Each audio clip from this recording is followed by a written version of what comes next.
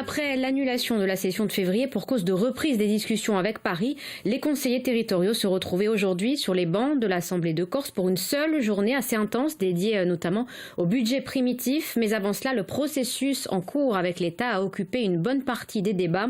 On voit cela avec Jean-Philippe Mattei et Marion Fiam.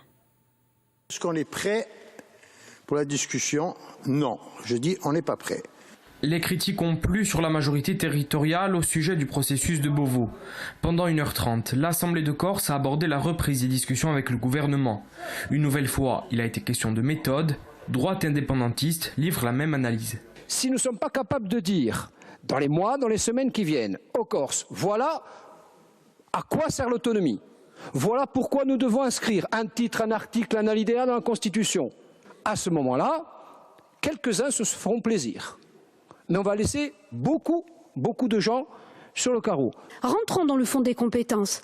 Nous, pour ma part, nous sommes pour le transfert de l'ensemble des compétences hormis du régalien. Sur l'éducation, j'ai des contributions à apporter, la compétence partagée, ça ne marche pas. Est-ce qu'on veut un véritable transfert sur la santé, sur l'emploi, sur la question du foncier, sur le social, sur la fiscalité, un vrai transfert ou simplement une dotation déguisée ?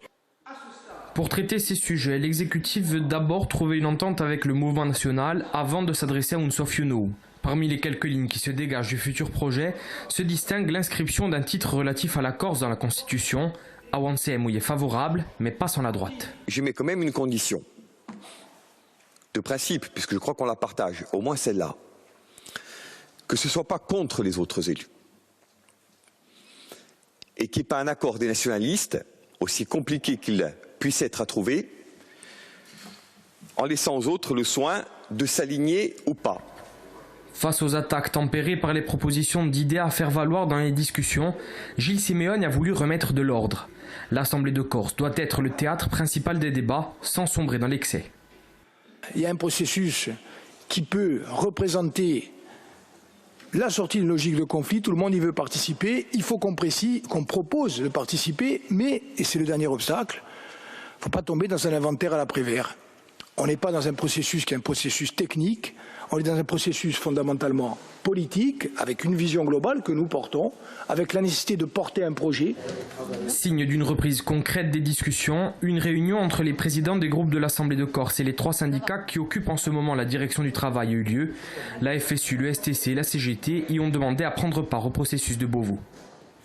Et pour aller plus loin, on va tout de suite prendre la direction de l'Assemblée de Corse pour retrouver Dominique Moret. Dominique, bonsoir. Vous êtes donc aux côtés de Paul-Félix Benedetti. Et oui, Marianne, bonsoir. Nous sommes avec Paul-Félix Benedetti, vous l'avez dit. Voilà, une journée marquée par les critiques aujourd'hui de la part de tous les groupes de l'opposition, dont Corim Front. Et on va d'abord évoquer le dossier, on va dire, de Beauvau. À ce propos, vous dites qu'en termes de méthode, le compte n'y est pas et que surtout, s'il faut consulter, rien n'a été fait. Aujourd'hui, le temps presse. On nous a donné une date butoir, en gros, au début de l'été, pour qu'il y ait un projet cohérent, proposé par l'ensemble de la Corse.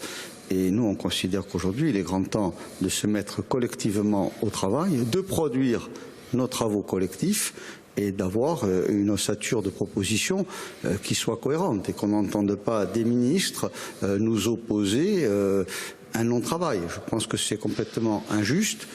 C'est infondé sur le fond, mais sur la forme, notre positionnement collectif est improductif. Et il appartient aujourd'hui à l'animateur des débats, qui est le président de l'exécutif, de réorganiser stratégiquement la manière d'aborder les réunions parisiennes pour que tout soit cadré et qu'on soit dans la cohérence et, je dirais, dans un jeu offensif collectif. Alors, Gilles Simeone dit qu'il faut d'abord que les nationalistes se mettent d'accord sur le concept d'autonomie.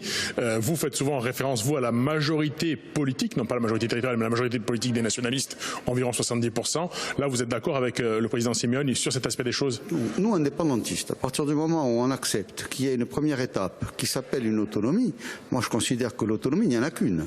L'autonomie, c'est la manière de se gérer localement et on doit déjà mettre sur la table tous les sujets de compétences qu'on veut en compétences exclusives. Et ensuite, de poser la question à l'État pour avoir la réponse sur ce qui est faisable et infaisable. Parce que si c'est pour monter discuter sur plus de régionalisation, nous, on ne sera pas de la discussion. Alors, autre critique très forte, très rapidement, hein, le budget primitif, 1,4 milliard d'euros, 370 millions d'euros d'investissement, 100 millions d'euros d'emprunt, une dette qui atteint le milliard. Vous dites, vous, les traceurs nationalistes n'y sont pas.